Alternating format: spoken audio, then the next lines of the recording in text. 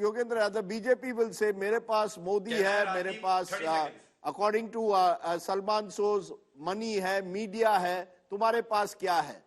How do you respond? Do you believe that the opposition is in any position to provide, first of all, a narrative to challenge Mr. Modi? It's all very well to talk about money power, media power, resources, as Salman says, but where's the narrative? What's the narrative for the opposition in 2024? Rajdeep, जुमले का जवाब जुमले से देना हो तो मैं कह सकता हूं कि हमारे पास माँ है, इस देश की आत्मा है, कॉन्स्टिट्यूशन है। खैर उसको छोड़ दीजिए, जुमलेबाजी करने हम यहाँ नहीं बैठे हुए हैं। More seriously, I would say that if these three, one of the laziest assumptions in politics is that the party which won the election must have run a great government and those who lost must have run a very poor government. That does not apply to BRS, that does not apply to Congress, that does not apply to BJP. I think there are lessons to be learned. Just as in these three states, I seriously believe that Congress could have won all these three states. So states that could have been won have been lost. Where should we learn? The learning should be from the state which was lost but has been regained. It's an extraordinary story in Telangana which Congress can learn from. Specifically, when Mr. Sos begins that kind of rethinking that he promises. Here are three thoughts. Number one, these are about Congress but apply also to India parties. Number one, the social base of the party, which is bottom of the pyramid, is not quite aligned to the leadership of the party. Number two, the ideological positions of the party taken by the top national leaders are not reflected in the local leaders, state leaders, or the workers of the party. And number three, Congress has been a little too soft inside and a little too hard outside.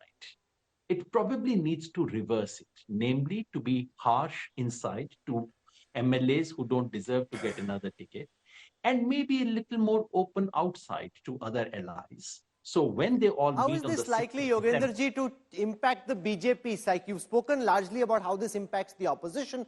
Given this big victory relative to what they may have done previously, how does this massive win in the heartland, which is the extent of which is unexpected even within BJP circles, how does that impact the BJP juggernaut?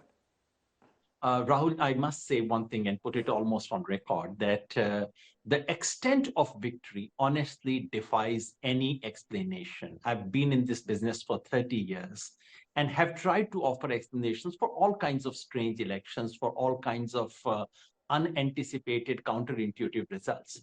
But from Madhya Pradesh, I really think it defies explanation, be as it may. BJP, this election was not so much about BJP. BJP is a strong party. They already hold 61 out of 65 parliamentary seats. What more can they add? It was about Congress's ability to prove that they can come back, that they can snatch, that Congress's recovery was not limited only to Karnataka or only to Telangana. That's a point it was for Congress to prove. And that's why I spoke mainly of the Congress, because it was for the Congress to make a point, which it did not manage to do today. BJP was strong, has been strong. It is not that Madhya Pradesh has been added to the list of Gujarat and UP. In fact, if you all remember, Madhya Pradesh is the original Jansangh state. In fact, that is where the entire story began. So Madhya Pradesh is very much a strong point of the BJP. And in that sense, nothing dramatic has happened. But BJP's ability to strategize, BJP's ability to act as a team, and BJP's ability to then execute its strategy on the ground is something that the Congress needs to learn from. Jaiveer Shergill has his finger up. He wants to make a point and rebut some of what you're saying. We're also running out of time, Jaiveer, so go for it.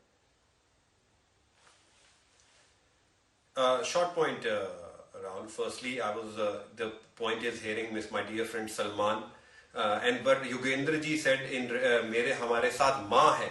Yogendra ji Congress के साथ तो ना मतदाता है ना गठबंधन के साथी हैं. Akhilesh Yadav has called Congress party chalu. Umar Abdullah today is tweeting practically against Congress. Mamata Banerjee is doubting Congress's capability. So with Prime Minister Modi, there is his work, the stamp of approval. The point is BJP has not won out of fluke. Neither it will win on a fluke in 2024.